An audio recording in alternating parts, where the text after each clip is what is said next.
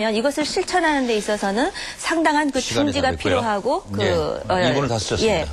일단 동의가 필요하다고 여러분이 생각을 발언 합니다. 신청을 하셨는데 송민순 후보가 많은 질문들을 받으셔서 통합민주당 송민순 후보 하신 후에 지금종 후보 그리고 박선영 후보로 이어가겠습니다. 네, 통합민주당에서 지난번 정부에서 이것을 단기적으로 대책을 하자는 게 아니라 장기적인 대책 그리고 우리 농업에 있어서 또 다른 그 유사한 피해 분야에 있어서 구조적인 개선, 구조적인 조정 여기에 중점을 두고 대책을 세운 것입니다. 그리고 그 구조적인 대책의 더 세부적인 것은 지금 앞으로 국회에서 각 당에서 좀 지혜를 모아서 더 해야 될 것으로 이렇게 생각이 됩니다. 그리고 이 협상 과정에서 잘 아시다시피 수십 번의 공청회와 국회 청문회 이러한 그 과정을 다 거치면서 이제 협상을 했습니다. 그럼 지금 이 시점에 있어서 우리가 할 것은 구조적 이런 거에 있어서 어떻게 농촌에 더 많은 투자를 하고 농가의 소득을 안정화시키고 또 농촌에서 또 여러 가지 병원이나 후생 뭐 이런 복지 이런 것들을 잘 하면서 안정적으로 살 수 있도록 하느냐 하는 이런 데다가 투자를 해 나가는 것이 맞다고 생각을 합니다. 그리고 우리가 이제 지금 이 경제가 전 세계로 확장이 돼 있는데 이걸 우리 국내적인 것만 보지 말고 국제적으로 보면은 만약에 말씀이죠. 미국, 일본이나 중국이 우리보다도 앞서서 미국하고 FTA를 했다. 그랬을 때 우리가 가정적인 상황도 한번 생각을 해봐야 될 겁니다. 그랬을 때 우리가 굉장한 그 위협감을 느꼈을 것입니다. 그래서 우리가 먼저 선점을 해서 세계 경제를 끌쳐나가고 지금 미국하고 FTA를 했기 때문에 EU와 FTA를 하는 데 있어서도 상당한 그 우리가 유리한 위치에서 협상을 해 나가고 있거든요. 그래서 중요한 것은 어떤 나라와 FTA를 하느냐 안 하느냐 할 때는 그 내용을 협상팀을 에서 충분히 이 국내적인 의견을 받아가 하는데 핵심은 국내적인 보전 대책, 국내적인 이 지원을 어떻게 할 거냐의 지혜를 모으는 것이 우리 이제 국가 이익을 위해서 맞다고 이렇게 생각을 하고 통합민주당은 이러한 국내적 지혜를 모으는데 모든 힘을 다하겠습니다. 민주노동당 지금종 후보 말씀하시죠. 예. 보호할 수 없는 것들이 있습니다. 한 번 망가지면 회복하지 못하는 것들이 있는데요. 그 중에 하나가 농업입니다. 지금 최근에 이제 삼성경제연구소나 현대경제연구원에서도 계속 얘기하고 있습니다만 에그플레이션이란 말 있지 않습니까? 지금 먹거리 때문에 지금 얼마나 지금 난리가 났습니까? 물가 지금 곡물가 얼마나 많이 올랐습니까? 이 농업 문제, 식량 문제는 안보 문제가 바로 직결이 됩니다. 그런데 대규모 카길 같은 이런 대규모 식량 회사로부터 수입이 돼서 식량을 먹기 시작하면 농업 경쟁력이 떨어져서 농업 다 망하게 돼 있는 거거든요. 그런데 이런 것뿐만이 아니라 농업으로만 말씀드리면 농업의 어떤 그 다기능성이라든가 또 이런 기반을 통해서 문화산업으로의 연장이라든가 이런 여러 가지 기능들을 가지고 있는데 이건 참 지원을 통해서 회복하기 매우 어렵다 이런 생각을 하고 있다는 거고요. 제가 이제 한나라당한테 좀 여쭙고 싶은 게 있는데 우선 그 첫 번째는 노무현 후보가 그럼 FTA 추진을 잘했다, 잘한 게 있다 뭐 이런 말씀이신 것 같은데 오랜만에 이제 노무현 전 대통령 칭찬을 해서 좀 신기하다는 느낌도 듭니다만 한 가지 좀 의구심이 드는 거는 FTA를 해서 제가 방송에서 한다는 얘기는 지금 금시초문의 얘기입니다. 호주나 이런 사례들을 보고 다른 나라의 사례들을 보면 방송과 영화 이런 문화산업은 무조건 망가지게 돼 있습니다. 이거는 굉장히 여러 가지 사례가 있습니다. 근데 이게 왜 산다고 생각하신지 이 부분에 대해서 질문을 좀 드리고 싶습니다. 미국과 이 FTA 문제는 미국과의 이제 경제적 연계의 문제인데요. 이 부분에 관해서는 이따가 다시 한번 말씀을 좀 드립니다. 네, 알겠습니다. 자유선진당 박선영 후보가 먼저 신청하셨기 때문에 말씀 듣고 정옥인 후보 답변으로 이어가겠습니다. 예, 지금 한나라당에서는 구체적인 논쟁을 하자고 하시면서도 구체적인 정책은 전혀 제시하지 않고 또 앞으로 중지를 모아보자 이런 발언을 하시는데 우리 유권자들은 한나라당의 정책을 대우나 정책 외에는 기억하는 것이 없습니다. 정책이 있는데 왜 몰라주느냐 하면 구체적으로 밝혀주셔야 하고 국민들이 여권의 정책을 모른다고 하면 홍보에 분명히 문제가 있는 것입니다. 저희 자유선진당은 농어촌 어민들을 농어촌의 농어민들을 살리기 위해서 보존 관련 특별법을 제정하고자 합니다. 뿐만 아니라 그 보험 관련 법도 개정을 해서 재해 보험의 경우에 농어민들이 자연재해로부터 오는 피해를 최소화할 수 있도록 노력을 할 것입니다. 그리고 과학기술 관련법도 개정을 해서 농어민들도 R&D 그 연구개발비를 보존받을 수 있는 다양한 정책을 저희는 마련을 하고자 합니다. 예, 이에 대해서 구체적인 정책을 밝혀주시기 바랍니다. 박선영 후보는 시간을 제일 좀 많이 가지고 계신데요. 이번 기회에 더 말씀하셔도 좋을 것 같은데요. 답변이 나오면 또 제가 지금 질문을 하고 답변이 나오면 그에 대한 알겠습니다. 토론을 더 해보도록 하겠습니다. 네, 정의용 후보는. 우선 그 지원 방법에 대해서 구체적인 얘기를 안 했다고 그러는데 제가 시간이 허용하는 한 구체적인 방법에 대해서 지금부터 말씀을 드리겠습니다. 네. 먼저 직접 피해 지원이 있을 것입니다. 물론 장단기적으로 그 농어촌의 소득 기반을 확충해주고 강화해주는 노력과 병행해서 직접적으로 피해를 받는 농어촌에 대한 지원은 불가피합니다. 그래서 피해 보전 직불제라든지 또 폐업 지원제라든지 그리고 기본적으로 그 농어촌에 있어서 그 경쟁력 강화 그리고 체질 개선을 위해서 수입산과 어떻게 차별화할 것인가에 대한 다양한 또 지원이 있을 것 같습니다. 예를 든다면 지금 이제 소고기 시장이 가장 심각한 문제가 되는데 그 경우에 이제 이력 추적제라든지 다양한 방법이 있습니다. 또 전업농을 위한 그런 농가 단위 소득 안정제라든지 또 한계 농지 거래 규제를 완화한다든지 또는 그 농어촌의 엑스포라든지 또 농어촌의 그 독특한 뉴타운을 건설한다든지 이러한 방법이 있습니다. 그리고 지난 정부 노무현 정부를 칭찬했다 그러는데 잘한 건 칭찬하고 잘못하는 건 비판하는 것이 자유민주주의의 기본 원칙입니다. 그다음에 미국에 대해서 일방적으로 미국이 이익이 가는 것이 아니냐라는 이제 반론을 제기하셨는데 미국에게 그렇게 이익이 된다면 올 대선에서 클린턴이라든지 오바마와 같은 민주당 후보들이 왜 재협상하겠다고 또 나서겠습니까?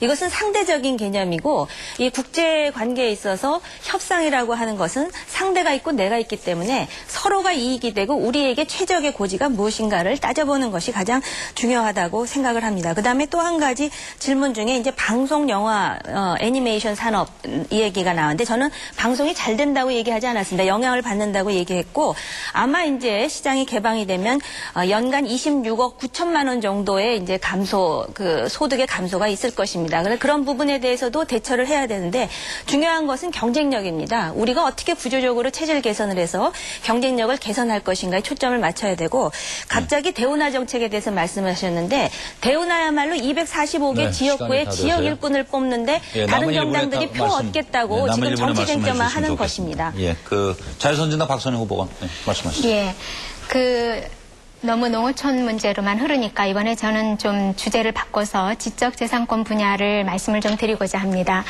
현재 전 세계의 그 소프트웨어 시장은 40%를 미국이 가지고 있습니다.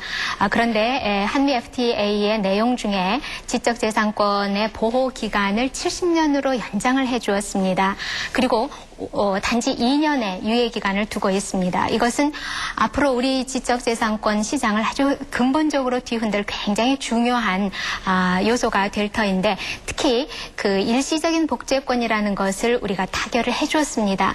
일시적 복제권이라는 건 뭐냐 하면은 메모리에다가 잠시 보관을 해두는 것도 이에 해당하기 때문에 앞으로 우리 청소년들은 이 부분에서 굉장히 큰 그 위협을 받게 될 것이고 조금 더 강하게 말씀드린다면은 법을 위반한 이런 전과자를 양산할 수도 있는데 이런 데 대해서 한나라당은 어떤 정책을 가지고 있는지 묻고 싶습니다.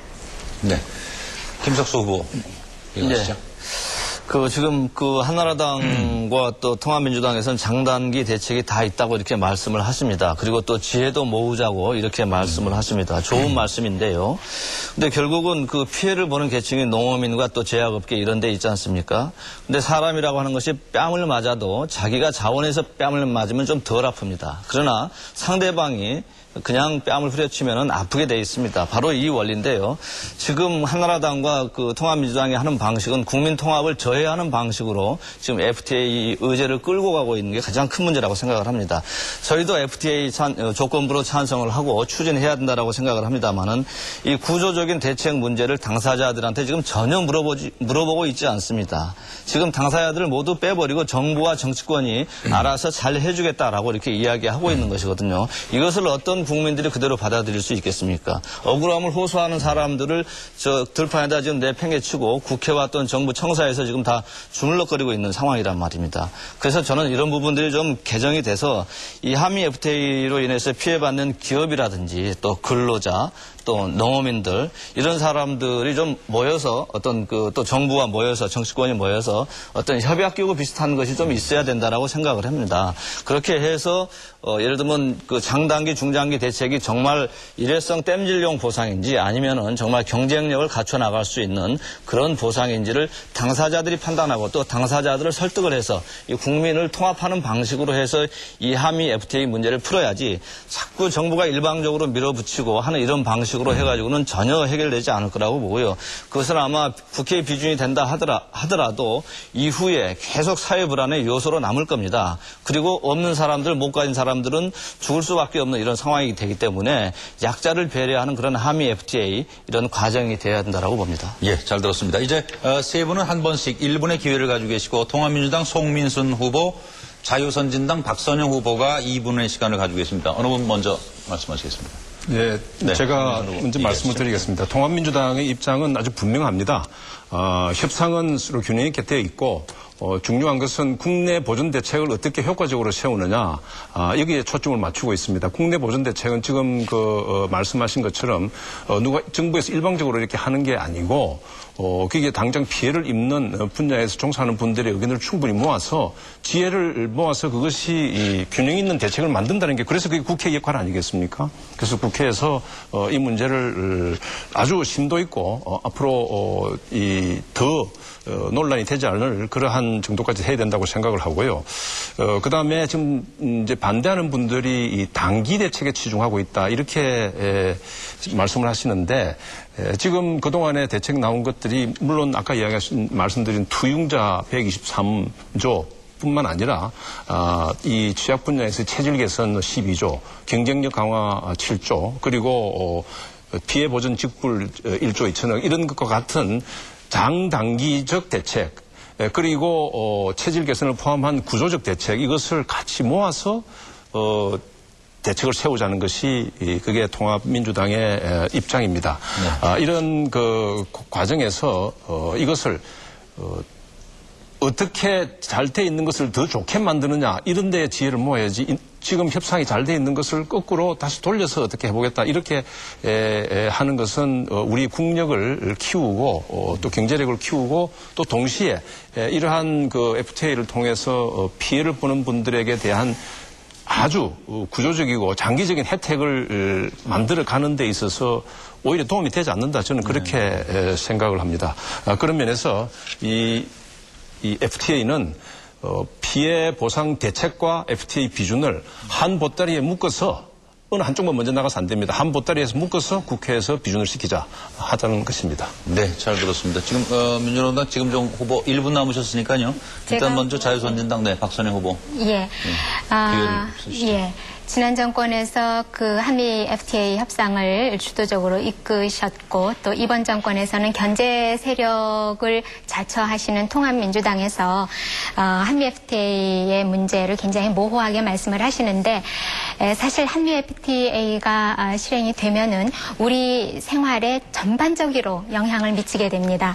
오늘 시간에는 주로 농어촌의 문제와 의약품, 방송 이런 서비스 분야가 거론이 됐습니다만 실제적으로 이 사법부의 영향도 굉장히 크게 타격을 받게 됩니다. 다시 말씀드리면 법조 개방을 위해서 로스쿨 제도를 지난 정권에서 도입을 했습니다마는 이 로스쿨 제도가 한나라당이나 통합민주당이 법안을 제대로 심사하지 않고 통과시키면서 엄청난 문제를 야기하고 있습니다. 그래서 지금 가처분 신청이라든지 또 본안심사 심지어 헌법소송까지 소송이 본물처럼 쏟아지고 있는데 통합민주당 아닙니다.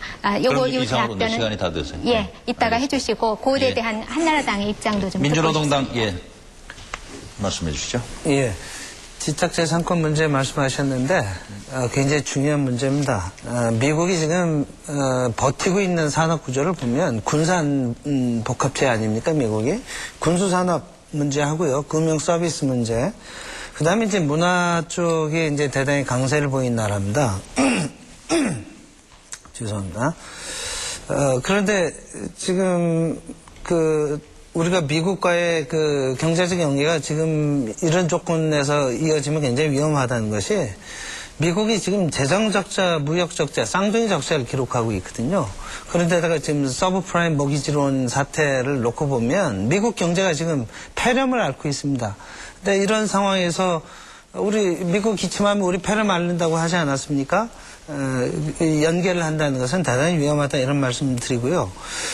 그래서 우리 민주노동당은 국민적 의혹을 불식시키기 위해서 청문회를 하고 반드시 국민투표로 이어지는 이런 과정을 거쳐야 한다 이렇게 주장합니다. 네, 아쉬운 것 같아요. 지금 한나라당 정옥임 후보 마지막 1분. 네, FTA가 이제 구체화되면은 아마 생활 전반에 많은 영향을 미칠 것입니다. 그런데 정부 그리고 과거 정부 또 지금 한나라당이 FTA를 지지하는 이유는 이것이 장기적으로 볼 때 우리에게 더 득이 되기 때문에 지지하는 것입니다. 그다음에 이제 이 복제 문제에 대해서 지적 재산권 문제에 대해서 문제 제기를 하시고 또 미국의 어떤 그런 문화의 어떤 압도적인 우위에 대해서 우려를 표명을 하셨는데 바로 이런 부분에 대해서 어차피 국제화 또 세계화가 전반적인 시대의 흐름이라면 우리가 이것에 어떻게 대응할 것인가에 대한 사전 준비가 빨리 이루어져야 됩니다. 기본적으로 이 국제 기준이라고 하는 것이 있는데 남의 지적 재산을 함부로 복사하는 것은 잘못된 일이라는 의식도 필요합니다. 그렇기 때문에 우리가 더 창의적으로 연구 개발에 많은 투자를 하고 또 제약업계 같은 경우는 그 제약 인프라 구축도 상당히 중요한 과제라고 할 것 같습니다. 특히 이제 FTA와 관련해서 피해를 받는 분들과의 어떤 대화라든지 또 정책 대응 같은 것 이러한 것은 참으로 중요한 대목인 만큼 참고해서 추진하도록 하겠습니다. 자유선진당 박선영 후보 끝으로 1분 발언해 주십시오. 예, 중지를 모으신다고 자꾸 거듭해서 말씀을 하시는데 중지를 모으기 위해서는 투명해야 됩니다. 제가 수치를 하나 말씀을 드리겠습니다.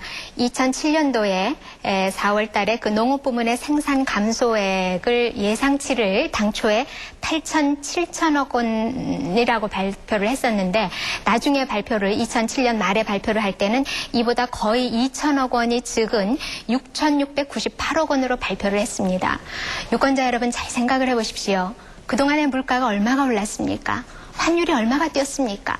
그러면 이 피해 예상액이 줄어든 것만큼 높아져도 사실은 신뢰하기가 어려운데 이런 수치를 내놓고도 부끄러운 줄을 모르고 있습니다.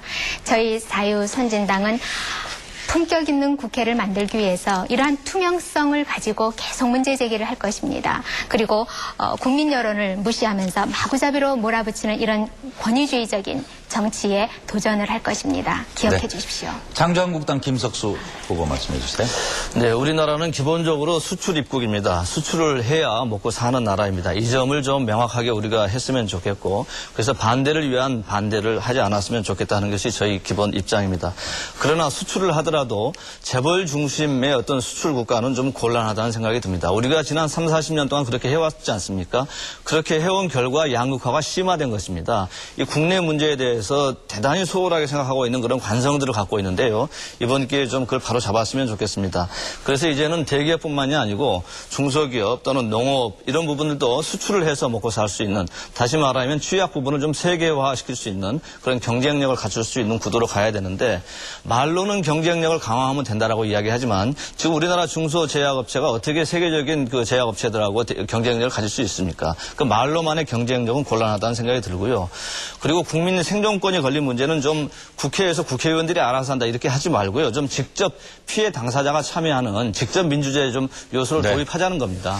한미 FTA 국회 비준 문제에 대해 진지하게 토론에 임해 주셔서 감사드립니다. 오늘 끝으로 이제 교육의 자율화와 이 기회균등 문제에 대한 토론을 이어가겠습니다. 2007년 국내 사교육비 전체 규모는 20조 원을 돌파한 것으로 알려지고 있는데 이는 국가 예산의 13%에 해당하는 규모죠. 사교육비 지출의 정말 심각성을 그대로 드러내고 있습니다. 이와 관련해서 소득 수준이나 지역 또 계층에 따른 교육 양극화가 심화되고 또 공교육의 위상 등이 문제되고 있습니다. 교육의 자율화와 이 기회 균등 보장을 위한 바람직한 방안에 대하여 각 당이 토론해 주시기 바랍니다. 이 토론은 추첨순에 의해서 한나라당 정옥임 후보부터 발언하십시오. 네, 서울특별시 의회교육분과위에서 학원 24시간 개방을 결정하려고 할 때 이명박 대통령께서 공교육 근간을 흔들고 사교육 교육비 증가 우려가 있어서 반대를 표명하겠다 하셨습니다. 그리고 나서 서울시 의회가 이것을 채택하지 않았습니다. 바로 이것이 이명박 정부 그리고 한나라당의 교육 정책에 대한 기본 입장입니다. 가장 중요한 것은 사교육비 증가시키지 않겠다. 그리고 줄여나가겠다. 그리고 공교육을 정상화하겠다. 공교육을 악화시키는 어떠한 정책이나 행태도 차단하겠다. 이 정책에 대해서 우리는 많은 고민을 하고 있습니다. 그래서 기본적으로 한나라당 교육 공약의 세 가지 전제라고 한다면은 사교육비 불안을 악화시키거나 학부모의 부담을 가중시키지 않는다. 그리고 실용주의적 방안으로 교육의 효율을 높이고 공교육을 정상화하겠다. 이 교육이야말로 대한민국이 어디로 가야 할 것인가에 중차대한 문제입니다. 그래서 교육 만족은 2배로 하되 사교육비는 반으로 줄이는 정책 공약을 구현하겠습니다. 이제 민주노동당 지금정 후보 말씀하십시오. 예, 먼저 궁금한 게 서울시의회 그 잘못된 결정을 한나라당에서 거절하셨다는데 제가 알기로는 서울시의회에 통과시킨 압도적인 다수의 의원이 한나라당 의원으로 알고 있습니다. 그래서 이게 그러면 그 정부나 중앙당과 이 지역은 뭐가 좀 다른지 그게 좀 궁금합니다. 지금 교육의 자율화 얘기를 하고 있습니다. 그런데 자율성은 매우 좋은 겁니다. 좋은 의미인데 자율성이라고 하는 말이 왜곡되고 있다는 생각이 듭니다. 지금 오히려 자율성을 이용해서 장사를 하는 쪽으로 흘러가고 있다. 도대체 교육 자율화를 해서 누가 덕을 보느냐 이걸 보면 서민은 피해자입니다. 교육 자율화를 해서 이득을 얻는 것은 사학재단과 부자들 뿐이 없습니다.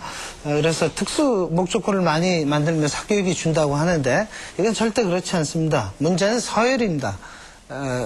그래서 자율화로 가는 것은 시장에게 맡기겠다 이런 얘기입니다. 발언 더 이어가시겠습니까? 됐습니다. 일단 예. 그러면 자유선진당 박선영 후보 말씀해 주십시오. 네. 제가 모두 발언 때 저희 자유선진당은 헌법적 가치를 실현하는 정당으로 가겠다는 말씀을 드렸습니다. 교육도 마찬가지입니다. 우리 헌법은 능력에 따라 교육을 받을 권리를 규정하고 있습니다. 그런데 생각해 보십시오. 이 능력이 무슨 능력입니까? 경제적인 능력으로 변질되고 말았습니다. 전 세계에서 이 부동산 가격이 교육비에 투영되는 나라 대한민국밖에 없습니다. 그런 현실을 만들어 놓은 것이 지금 견제 세력을 하겠다고 하는 통합민주당이고 그것에 일조를 하고 있는 한나라당도 마찬가지입니다. 저희 자유선진당은 연방제에 준하는 지방교육 자치제도를 실시를 하겠습니다. 그래야 지방도 살고 교육도 삽니다. 지역 여건에 맞는 맞춤형 교육을 실현하도록 하겠습니다. 교육부는 전국 단위의 학습에 교과만 관리를 하고 장기적인 인력 수급만 하도록 하겠습니다. 알겠습니다. 창조한국당 김석수 후보 이어가십시오. 그 한나라당에서 공교육을 이야기하니까는 참 이게 뭐라고 말씀드릴 말이 없습니다. 걸핏하면은 민영화하고 걸핏하면 민간이 잘 돼야 된다 또는 이 대기업들이 잘 돼야 된다 이런 얘기를 하는 한나라당이 공교육을 이야기하니까 좀 상당히 와닿지 않는데요. 이명박 정부의 교육 자율화 정책은 이 교육 주체인 학생, 학부모, 교사의 자율화가 아닙니다. 바로 사학재단의 영업의 자유화를 말하고 있는 것입니다. 지금 뭐 실제로는 자유를 이야기하지만은 교육을 시장 만능주의에 맡기겠다는 거 아니겠습니까? 이 자립형 사립고 100개를 설립하면 사교육비가 줄어든다라고 말씀하시는데요. 이게 순진한 생각입니까? 아니면은 또다시 국민을 속이는 생각입니까? 공공성이 보장돼야 될 이런 교육에서조차 또 이 시장 만능주의로 접근하자. 그래서 이 사교육비를 낮출 수 있다 이렇게 말씀하시는데요. 좀 그 사교육비가 더욱더 부담이 될 거라고 하는 것은 지금 국민들이 먼저 더 잘 알고 있지 않습니까? 이 방침을 저는 이명박 정부가 철회해야 한다고 봅니다. 네, 송민선 후보. 네. 지금 교육 정책도 그렇고 다른 정책도 그런데 이게 좀 일관성이 있어야 됩니다. 지금 이제 한나라당에서 이야기하는 이 교육 보면 처음부터 영어 교육도 그렇고요. 굉장히 일관성을 흐트려 가지고 국민들한테 굉장히 혼선을 일으키고 있습니다. 그래서 지금 우리나라 교육 제도를 보면요. 전 세계적으로 고등학교까지는 그 교육 제도가 굉장히 그 효과적이라고 그러고 OECD에서 조사하는 이런 데서 보면은 이 핀란드하고 한국이 항상 그 최상위권에 올라가 있습니다. 근데 이제 대학에 들어가서 대학 교육이 보면은 또 다른 나라들하고 비교하면은 떨어집니다. 그래서 이 통합민주당에서는 지금 때 있는 그 고등학교까지의 교육을 그대로 잘 보완 발전시키면서 거기에 기초해서 대학에 가서 학생들이 이 자기 이 적성과 재능에 맞는 그러한 능력을 발휘할 수 있는 그 교육을 받을 수 있도록 그러한 정책을 만들어 나가자. 정책을 만들 때는 항상 사전에 좀 검증을 하고 하자. 이러한 입장입니다. 네, 정옥인 후보. 예, 답변이 많으시겠습니다. 한나라당이 집권한 지 2개월이 안 된 걸로 알고 있는데 이 가장 뿌리 깊은 교육의 문제를 마치 한나라당이 다 잘못한 것 같이 매도하시는 여러분들을 보고 참 회한이 듭니다. 실질적으로 이 한나라당 지금 그 서울시 의회 얘기를 물어보시면서 한나라당이 만든 그 정책이었지 않았느냐 이런 말씀을 하시는데 그만큼 한나라당이 다원화되어 있다. 한나라당 내에도 이런 비판의 목소리가 매우 크다. 다원화되어 있는 한나라당에 대해서 다시 한번 강조를 하고 싶고요. 교육의 자율화에 대해서 이제 교육의 자율화가 과연 무엇이냐 여러 가지 말씀을 하시는데 그럼 평준화가 과연 우리나라 공교육을 제대로 발전시켰느냐라고 반문을 제기하지 않을 수가 없습니다. 실질적으로 산불정책이라는 거를 표방했습니다. 고교 등급제라든지 또 본고사 기여입학 안 하겠다 해가지고선 했는데 산불정책 실시 후에 우리나라 학부모들의 사교육비 더 늘어났습니다. 저는 학부모이기도 하고 또 학교에서 학생들을 가르치기 때문에 우리나라 공교육이 얼마나 무너졌는지 제가 피부로 체감하는 사람입니다. 그래서 이 공교육을 정상화하는 것이 그럼 무엇이냐? 이것은 공립학교는 공립학교다웠게 공공성을 제대로 갖추고 공립학교는 또 공립학교답게 그다음에 사립학교는 사립학교다운 것이 바로 이게 공교육의 정상화입니다. 또 영어 교육에 대해서도 말씀을 하셨는데 영어 공교육이라고 하는 것은 기본적으로 지금 글로벌하는 세계화가 되는 시대 아닙니까? 이런 시대에 기존의 영어 교육을 좀 더 강화시켜서 국제화에 걸맞는 그런 리더십을 발휘할 수 있는 그런 인재를 만들어내자 하는 차원에서의 영어 공교육 강화입니다. 지금 영어 공교육 사교육비 20조 넘는다 그러셨는데 기본적으로 우리나라 국방 예산에 맞먹고요. 또 이 교육 예산과 사교육비에 들어가는 총 비용이 50조가 넘는데 과연 우리나라 대학 중에 전 세계 100위에 들어가는 대학이 몇 개나 됩니까? 이 효율성도 많이 떨어집니다. 예. 그리고 또 이러한 기회에 또 문제 때문에 이어가시죠. 오히려 예, 시간이 다 됐습니다. 잘 못 사는 집에 네. 똑똑한 어린 자제들이 또 많은 피해를 보지 솔직히 않습니까? 여기 다 어른들이 나와 적 있으니까 뭐 여야 떠나서 교육 문제에는 니탄 내탓 하기가 참 어려우신 거고요. 그래서 오늘 각 정당이 가지고 있는 교육 문제에 대한 좀 지혜를 오늘 듣기를 원하면서 다음 어느 분 또 말씀 이어가시겠습니까? 교육의 자유로와 지금 네. 있습니다. 지금 그 송호원님 상당히 말씀하시죠. 그동안에 한나라당에서 인수위를 받으면서부터 영어 교육 문제를 가지고 상당히 이제 사회적으로 혼란과 논란을 일으키는데 저는 이렇게 생각을 합니다. 이 영어든 또 다른 나라 말이든 불어든 어든 간에 언어라는 것이 자기가 갖고 있는 사고와 생각, 그 논리를 다른 사람한테 전달하는 수단이거든요.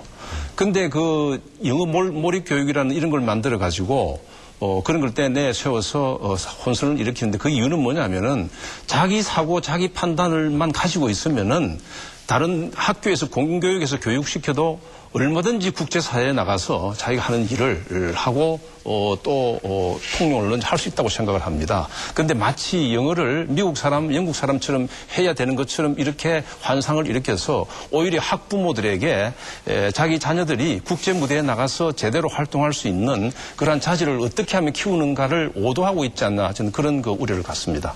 네. 다음 박선영 후보. 예. 지금 송민순 후보께서는 그 국제적인 기준에서 봤을 때 우리 고등학교까지의 교육은 대단히 바람직한 것이고 문제는 대학 교육이다라고 말씀하셨는데 정말 우리 시청자 여러분들이 그렇게 생각하시는지 의심입니다. 21세기 교육은 사실은 요람에서 무덤까지입니다. 유치원 교육, 영아 교육, 그다음에 평생 교육까지 쭉 근본적인 원칙과 기준을 가지고 연계가 되어야 하는데 우리 유치원 교육 제대로 안 되고 있습니다. 초, 중, 고등학교 어떤지 말씀 안 드려도 다 잘 알고 있습니다. 대학 교육 마찬가지로 무너지고 있습니다. 자, 그러면 왜 이렇게 공교육이 비일공짜 공교육이 되었는지 그에 대해서 좀 허심탄회하게 지난 실정을 반성을 해주셨으면 좋겠고요. 저는 이와 관련해서 정책 실명제를 좀 실시를 하고 싶습니다. 저 2분 쓰겠습니다. 무슨 말씀인가 하면은 지금까지 이해찬 세대라는 말을 들어보셨을 겁니다. 이해찬 세대라고 해서 교육개혁한다고 엄청나게 과거에 10년 동안 부르짖어 왔습니다. 그러나 결과는 어땠습니까? 가장 많이 불행해하는 세대가 바로 그 세대입니다.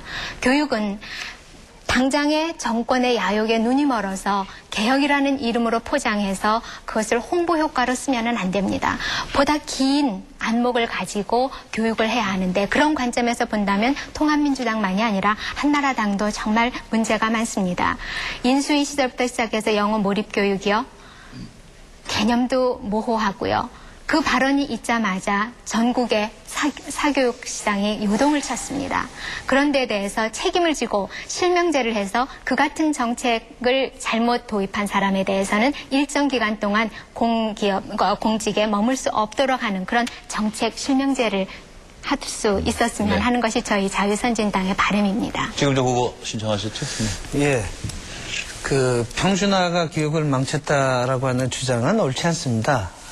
지금 평준화를 실시한 다른 여러 나라의 사례를 보더라도 평준화를 통해서 오히려 교육이 발전을 하지요. 그래서 이건 적절하지 않은 그 관점이라고 보고요. 문제는 이런 것 같습니다. 지금 연방제 형식의 이제 지방자치까지도 자유선진단에서는 얘기를 하신 모양인데, 그러니까 교육 문제에 대한 그 깊은 철학 같은 게 좀 필요하지 않나 싶습니다. 그러니까 우선은 교육이 도대체 뭐냐? 그러니까 돈 많이 벌기 위해서 교육하느냐? 그렇지 않잖아요. 그 안에는 자아실현의 개념도 있는 거고, 인간 발전을 위해서 교육을 하는 건데, 지금 한국 사회의 모든 교육은 돈을 많이 버는 이쪽으로 교육이 가고 있다. 그렇게 하기 위해서는 인류대를 가야 되고 그래야 취직이 잘 되니까요. 인류대를 가기 위해서는 사교육비 들여서 교육을 또 해야 되는 겁니다. 그러니까 이렇게 일종의 그 대학의 서열 체계, 이것이 지금 한국 사회의 가장 큰 문제인데 이거를 그럼 어떤 해법을 통해서 이제 풀어야 할 것이냐, 이 부분에 대해서 고민을 좀 해야 된다는 거죠. 그런데 지금 이를테면 특목고라든가 자사고라든가 이런 것들을 통해 가지고 이 문제가 풀리느냐? 절대 그렇지 않습니다. 그건 또 다른 서열화를 낳게 되고요. 그 특목고, 자사고, 또 외국어 고등학교를 보시면 알잖아요. 그 학교를 보내기 위해서 엄청난 과외비를 들이고 또 들어가서 그 학생들이 또 좋은 대학 가는 게 지금 다 아는 사실입니다. 그래서 이런 대학 서열, 대학 입시제도, 이걸 어떻게 깰 것이냐, 어떻게 바꿔나갈 것이냐, 이 부분에 대한 그 사회적 지혜 같은 게 좀 필요하지 않느냐. 저는 이 문제는 대단히 유기적으로 봐야지 교육 내적인 문제로 좁혀서 봐서는 안 된다고 생각합니다. 예. 창정당은 김석수 후보 어떤 교육 문제에 관한 해법으로 가지고 계세요? 예.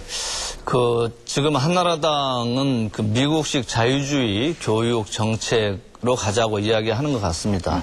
그러니까 쉽게 이야기하면은 국공립학교는 이 가기 싫어하는 학교, 누구나 가고 싶지 않은 학교, 이게 지금 미국이고요. 또 사립학교는 좀 귀족 학교 아닙니까? 돈 많은 아이들만 갈 수 있는 그런 학교 시스템인데, 이제 바로 이런 미국식 방식의 어떤 교육 어떤 기조를 가지고 지금 정책을 추진하는 것 같습니다.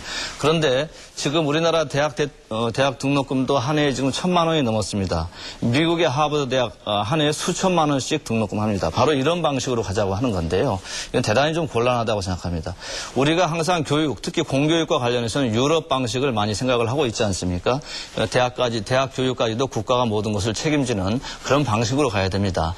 우리가 지금 돈이 없기 때문에 당장 그렇게 갈 수는 없습니다. 당장 그렇게 가자고 과격한 주장을 해서도 안 된다고 생각합니다만, 방향은 국가가 교육을 책임지는 방향으로 가야 된다라고 생각을 합니다. 지금 한나라당에서는 산불 정책으로 사교육비가 많이 올랐다라고 말씀을 합니다만은 그렇지 않습니다. 이 산불 정책을 폐지를 하게 되면 오히려 이 사교육비가 폭등을 할 겁니다, 아마. 그래서 이 아이들은 또 공부하는 기계로 더욱 전락하게 될 것이죠. 이런 부분들에 대해서 우리가 좀 잘 살펴봐야 되고요. 저희 창조한국당은 그래서 교육 예산을 GDP의 7% 이상으로 확대를 해야 된다라고 이렇게 주장을 하고 있습니다. 말하자면 돈 걱정 없이 대학 교육을 받을 수 있도록 해야 된다라는 말씀인데요. 이렇게 해야 사교육비로 빠져나가는 서민들의 부담을 줄일 수가 있습니다. 그리고 사교육비를 줄여야 가구마다 쓸 수 있는 돈이 남아서 소비에 지출할 수 있게 되고 내수 시장도 살릴 수 있습니다. 아울러서 국제적인 인재를 양성해서 기업 생산성 향상에도 연결될 수 있습니다. 결국 교육은 국가가 책임지는 방식으로 가는 것이 경제에도 좋고 교육에도 좋고 여러모로 좋은 겁니다. 이것을 미국식으로 양극화하는 방식으로 가자, 이거 곤란하다고 생각합니다. 예, 한나라당 정옥인 후보. 네, 다시 한번 말씀드리지만 한나라당 교육 공약의 기본 전제는 사교육비를 늘리지 않겠다. 그리고 공교육을 정상화하겠다라는 것입니다. 지금 뭐 미국식 자유주의, 양극화 여러 가지 말씀을 하셨는데 한나라당의 기본 정책은 교육에 있어서는 기회를 균등하게 배분해야 된다. 결과의 평등이 아닙니다. 기회의 평등입니다. 예를 들어서 자기가 교육을 받을 능력과 의지가 있음에도 불구하고 그 부모의 어떤 그런 그 경제 사정 때문에 교육을 제대로 못 받는 학생들에 대한 다양한 장학 제도라든지 또 지금 자립형 사립학교만 얘기를 하시는데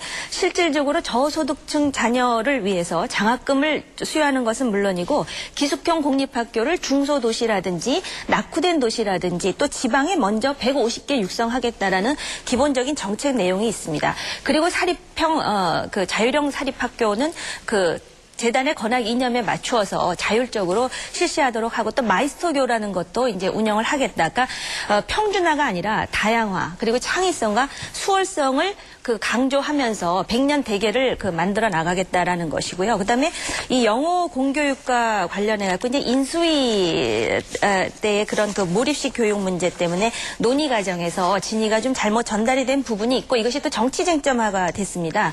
아까 말씀드렸듯이 글로벌 시대에 영어가 중요하다라는 것을 부정하는 사람은 없습니다. 심지어는 북한에서도 원수의 나라의 언어를 배우겠다고 지금 영어를 배우고 있는 실정 아닙니까? 우리 기본적으로 영어를 중학교 때부터 가르치는데 기왕에 영어 교육을 좀 더 효율적으로 사교육비가 증가되지 않는 범위 내에서 어떻게 가르칠 것인가. 그래서 EBS 영어 전용 방송이라든지 영어 라디오 방송이라든지 그리고 특히 영어 원어민 교사를 농어촌에 먼저 배치를 해가지고 교육을 시키겠다라는 것입니다. 가장 중요한 것은 능력과 의지가 있는 학생들에게 기회를 균등하게 하겠다. 그러면서 교육을 자율화시켜서 창조성, 다양성을 누리면서 국가의 경쟁력을 향상시키겠다라는 네, 것이 알겠습니다. 한나라당의 공약의 기본 내용입니다. 통합민주당의 송민순 후보. 네, 지금 우리 학교 교육 이런 거 보면은 그 상당 부분이 학생들이 그 인성이나 지성 이런 것보다도 시험을 어떻게 잘 치는가 이런 것을 배우는 게 많은 것 같습니다. 외국에서 학교를 다니다가 한국에 와서 학교 들어가는 그 자녀들을 보면은 교육 방식이 좀 많이 다르다. 시험 치는 기술을 배우는 것 같다. 이런 그 문제가 있습니다. 그것은 저는 기본적으로 대학 입학 시험제도하고 상관이 이제 있는데 이것이 학교에서 모든 걸 성적 순으로 해서 거기서 잘려서 대학에 뭐 좋은 대학 가고 안 가고 결정이 되니까 그런데 지금 이제 많은 선진국 경우들을 우리가 좀 살펴볼 필요가 있습니다.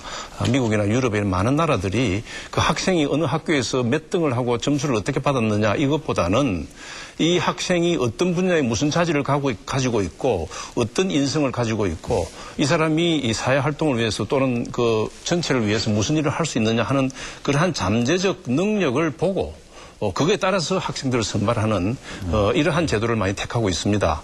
그래서 우리는 이게 지금 우리 학교에서 이제 내신 성적 이런 게 있는데 이러한 제도를 잘 발전시켜서 학생들에게 시험 치는 기술만 가르칠 게 아니라 그러한 인성지성을 키워서 대학에 가서 그다음에 거기서 자기의 능력을 발휘하고 더 열심히 해서 지적인 능력을 키워나가는 그러한 제도를 만들어 나가는 게 좋겠다고 생각이 들고요.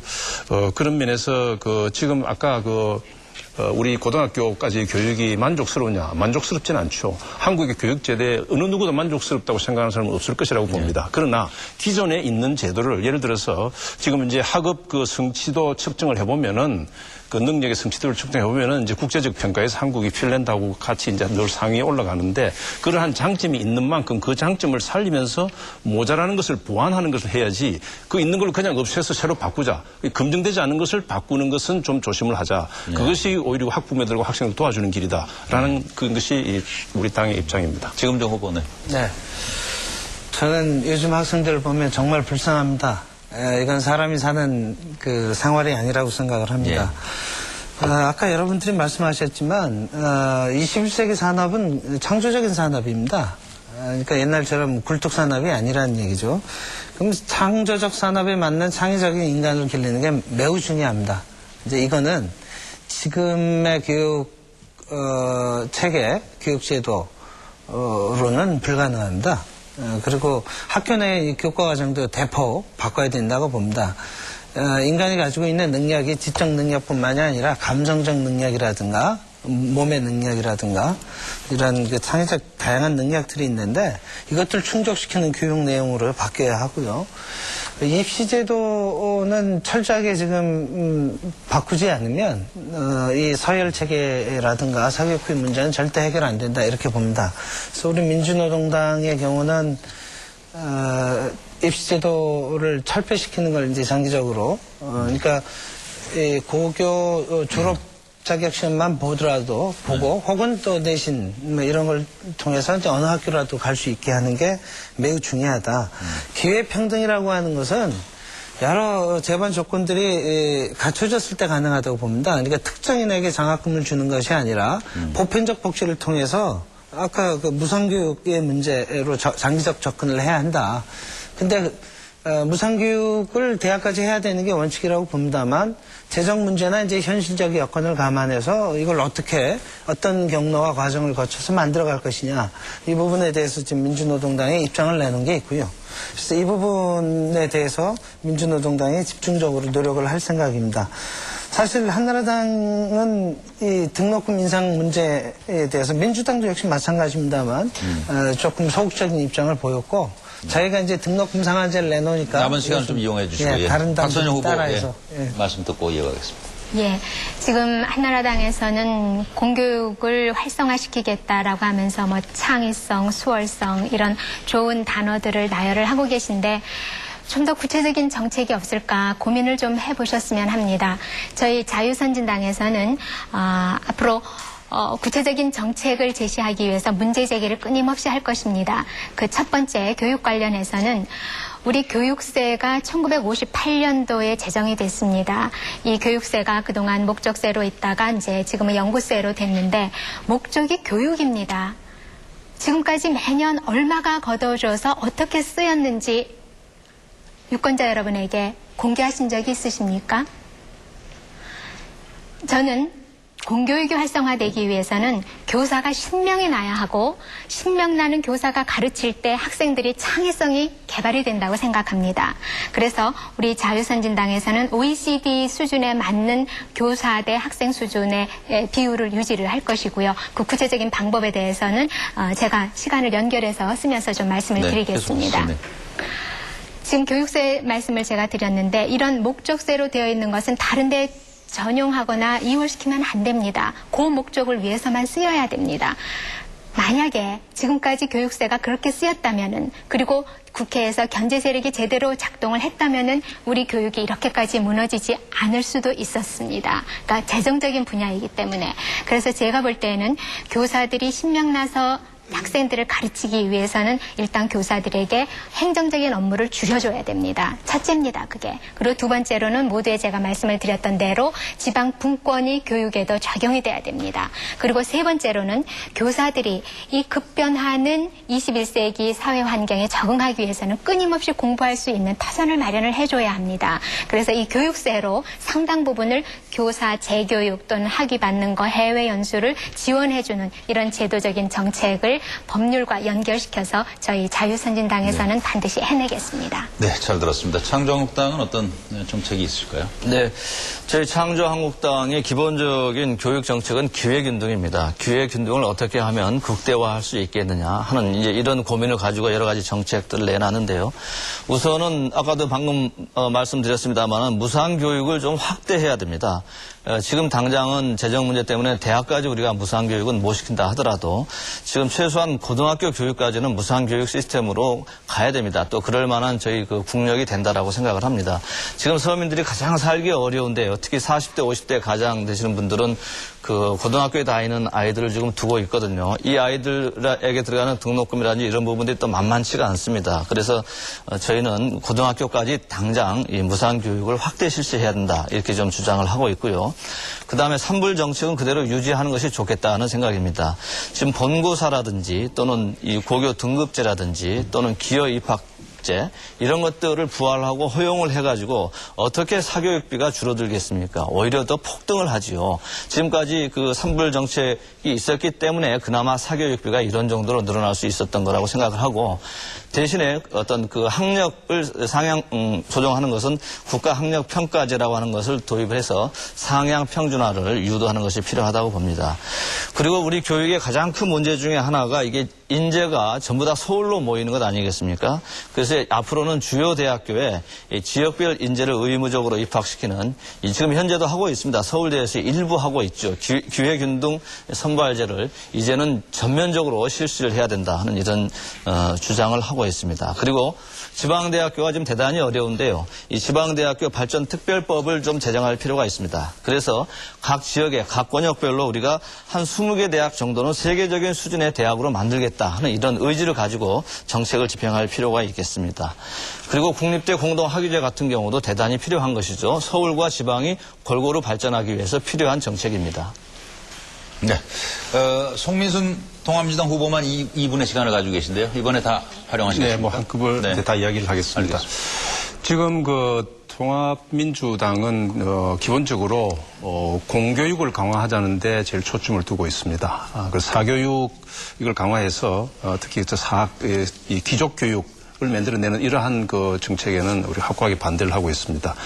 지금 이미 이 보충교육비를 보면은 상위 10%와 하위 10% 그 차이가 7배 이상이나 차이가 납니다. 그렇게 해서 교육을 처음부터 차등화해서는 안 된다 하는 입장을 가지고 있고요.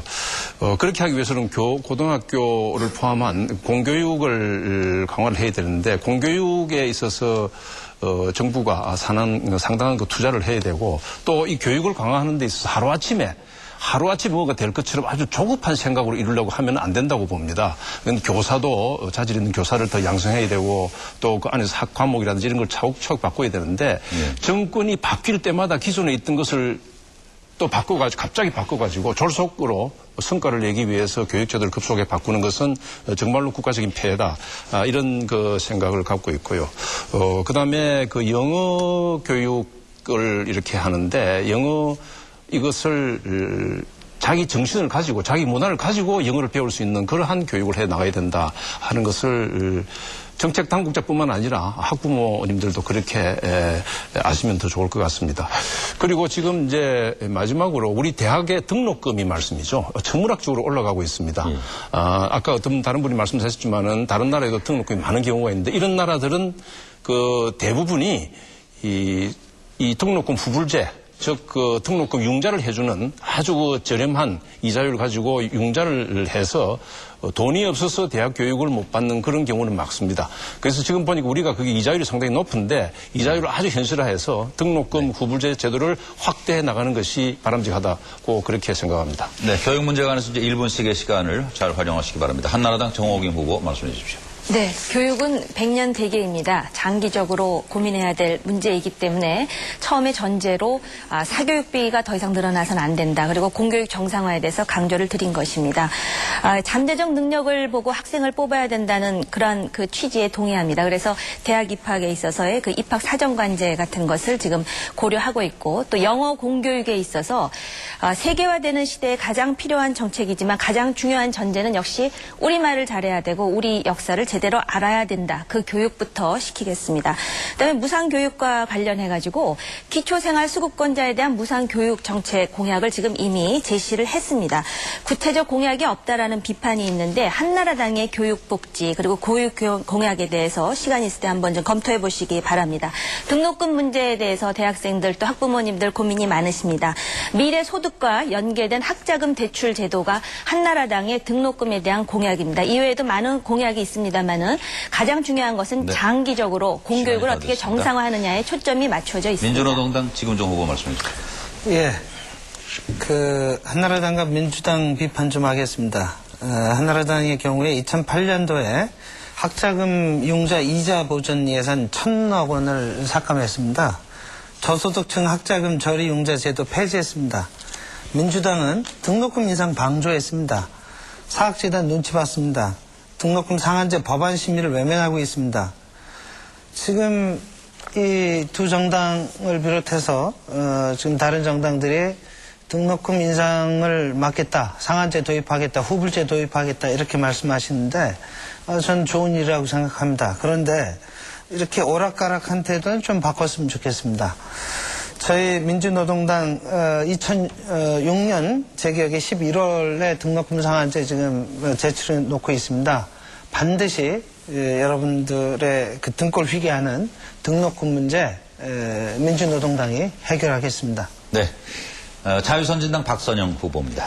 예, 지금 과거의 여건과 지금 한나라당이 그 무상교육이라든지 기회균등이라는 현란한 수식어를 사용하고 계십니다만은 한 가지만 예를 들어 보겠습니다.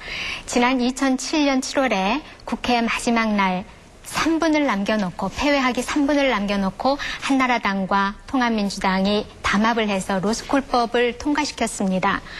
지금 일반 대학도 1년에 등록금이 1,000만 원씩 됩니다. 로스쿨은 그것의 3배 정도의 등록금을 내야 할 것입니다. 과연 누구를 위한 기회균등이고 무상교육을 어떻게 말씀을 하실 수 있는지요? 저희 자유선진당에서는 등록금의 문제를 해결하기 위해서 10년 거치 20년 상환 또는 10년 거치 15년 상환의 저리 대출 제도를 마련을 하고자 합니다. 지금과 같은 학자금 대여는 다음 학기에 바로 갚아야 하는데 그것은 전혀 도움이 되지 않는 제도거든요. 그래서 이 같은 제도를 저희가 적극적으로 추진을 할 것입니다. 끝으로 창조한국당 김석수 후보입니다. 그 자유선진당에서 저희 그 창조한국당의 대학 등록금 정책을 좀 많이 벤치마킹을 하신 것 같습니다.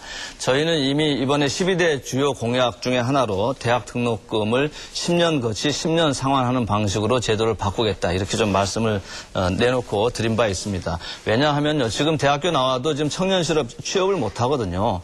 지금 뭐 돈 갚을 수 있는 그런 돈벌이가 안 되기 때문에 최소한도 10년이 지난 다음에 또 그 이후에 10년을 거쳐서 상환하는 게 맞다 하는 이런 생각이 들고요. 그 공교육과 관련해서 한나라당에서 계속 강조를 하시는데 저는 공자님 말씀을 좀 떠올렸으면 좋겠습니다. 공자님이 천하를 얻으면 가장 먼저 무엇을 할 것이냐라고 물어보니까 사람들이 말을 좀 제대로 바르게 쓰는 법을 좀 가르치도록 하겠다라고 이야기합니다. 한나라당에서 공교육을 이야기하는 것이 맞는 말입니까? 자유주의 교육 시장에 맡기겠다고 하는 게 한나라당 정권 아닙니까? 이거 국민들이 다 알고 있습니다. 네. 오늘 준비한 토론은 여기서 모두 마치도록 하겠습니다. 이제 마무리 발언 하실 수 있는 1분씩의 기회를 가지고 계십니다. 먼저 민주노동당 지금종 후보부터 말씀해 주십시오. 네, 국민 여러분, 한나라당은 안정론을 얘기하고 있습니다. 민주당은 견제론을 얘기하고 있습니다. 그런데 어서 많이 듣던 얘기 같지 않습니까? 끊임없이 이 두 당은 안정 혹은 견제론을 주장했습니다. 보수 정치 세력에 의해서 빨간 거짓말에 이제는 다시 속아서는 안 될 거라고 생각합니다.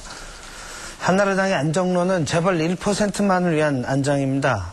서민 경제 위기는 심화되고 있고 민주주의는 후퇴하고 있습니다. 국정은 갈팡질팡하고 있습니다. 집권 30일이 마치 3년 같은 그런 시간이었습니다. 한나라당의 독주 허용해서는 안 됩니다. 민주당에게 100석 이상 준다고 해서 견제 되겠습니까? 민주노동당 견제 세력을 키워주십시오.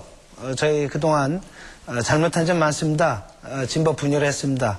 변화하고 혁신하겠습니다. 다시 한번 저희들 지지해 주십시오. 20석 만들어 주십시오. 네, 열심히 하겠습니다. 자유선진당 박선영 후보 말씀해 주십시오. 예, 지금까지 한미 FTA, 그 다음에 교육 문제, 대북 관련된 토론에서 보셨습니다마는 한나라당 실용주의라는 모호한 용어만 사용할 뿐 구체적인 정책 제시하지 못하고 있습니다. 통합민주당이요. 그동안 국정을 파탄으로 이끌었습니다마는 국민에게 사과 한마디 없이 계속해서 똑같은 정책을 되풀이하고 있습니다. 유권자 여러분, 21세기 선진 한국을 이끌어갈 수 있는 바람직한 입법부, 일당 독재를 바람직하게 견제할 수 있고 올바르게 견제할 수 있는 유일한 희망은 기호 3번 저희 자유선진당뿐입니다. 반듯한 대한민국을 만들겠습니다. 그리고 좌우 이념 경쟁이 없는 또는 국정을 파탄내지 않는 믿음직한 정통 정당을 만들겠습니다. 그리고 등록금 걱정 없이 자녀들을 교육시킬 수 있는 터전을 마련하겠습니다. 자유선진당에 여러분의 많은 성원과 관심을 부탁드립니다. 감사합니다. 창조한국당 김석수 후보입니다. 네, 존경하는 국민 여러분, 지금 이 나라에는 지역주의 정당과 또 이 계급투쟁 정당밖에 없습니다. 이 나라 전체 살림을 종합적으로 바라보는 관점이 아니고 자기가 기반으로 삼고 있는 지역이나 또는 이념이라고 하는 좁은 틀로 나라를 좌지우지하려고 하고 있습니다. 국민 여러분, 이 비례대표 국회의원을 뽑는 정당 투표는 정책 정당을 육성하기 위한 제도입니다. 정권이 바뀌어도 국회가 지역주의 대결 구도를 벗어나지 못하고 소모전만 되풀이하고 있는 것은 국회에 정책 대결을 할 만한 정당이 없기 때문입니다. 이 사람 중심 진짜 경제 하려고 하는 우리 문국현 후보가 대표로 있는 창조한국당입니다. 대우나 저지의 선봉에 나서고 있습니다. 대다수의 국민의 뜻을 받들어서 반드시 저지하겠습니다. 이 중소기업과 중소상공인 그리고 거기에 종사하는 근로자들을 살려서 나라 경제 살리려고 하는 저희 창조한국당에 꼭 투표해 주십시오. 다시 한번 말씀드립니다. 저희 문국현 후보가 대표로 있는 창조한국당입니다. 국회로 보내서 원내교섭단체 만들어서 정책 대결 국회 시간이 다 만들어 됐습니다. 주십시오. 감사합니다. 통합민주당 송민순 후보입니다. 네, 국민 여러분, 통합민주당은 우리 국가의 장래에 대한 비전을 제시하는 그러한 대한정당으로서 자리매김을 확실히 할 것입니다.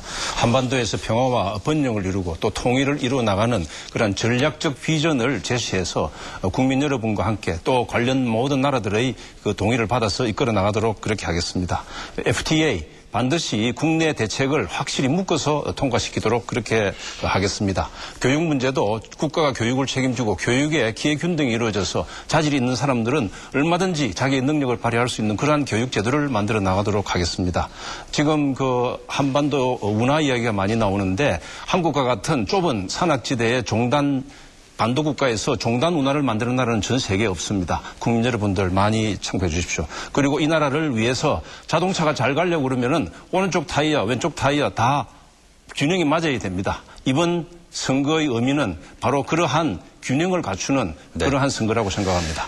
한나라당 정호김 후보 말씀해 주시죠. 한나라당은 겸손한 자세로 국민을 섬기는 정치를 구현하겠습니다. 국민의 뜻을 받들고 실천하겠습니다. 그리고 무엇보다도 대한민국의 국운을 되살리고 민생을 속속들이 챙기겠습니다.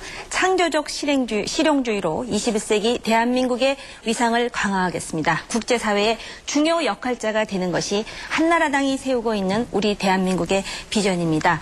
자유민주주의에서 견제는 매우 중요합니다. 또 필요합니다. 그러나 불과 2달 전에 정권을 잡고 있었던 집단들이 새로 이름만 바꾼 채 견제라는 이름으로 정부를 비판하고 또 한나라당을 뛰쳐나온 모 정당의 인사가 지역 정당을 만들고 있습니다. 그런가 하면은 지역 일꾼을 뽑고 중앙정치 일꾼을 뽑는 자리에서 대우나 반대를 논하면서 대우나로 정치 쟁점을 하고 있습니다. 한나라당은 대우나 쟁점을 결코 회피할 생각이 없습니다. 단지 대우나는 총선 이후에 국민 여러분들의 의견을 전반적으로 검토해서 결정할 일입니다. 무엇보다도 한나라당이 겸손하게 18대 국회에서 역할을 할 수 있도록 애정어린 지지를 보내주시기 바랍니다. 오늘 토론회가 오는 4월 9일에 있을 국회의원 선거에서 국민 여러분이 정당을 선택하시는데 많은 도움이 됐으면 합니다. 오랜 시간 토론에 임해 주신 5분 후보들께 감사드립니다. 그리고 무엇보다 끝까지 토론회를 지켜봐 주신 국민 여러분께 깊은 감사의 말씀을 드립니다. 제18대 비례대표 국회의원 선거 후보자 토론의 두 번째 시간은 내일 오후 2시에 있을 예정입니다. 국민 여러분의 계속 많은 관심 시청을 바라면서 이상으로 중앙선거방송 토론위원회가 주관한 제18대 비례대표 국회의원 선거 후보자 토론회 그 첫 번째 토론회 순서를 모두 마치겠습니다. 여러분 감사합니다. 안녕히 계십시오.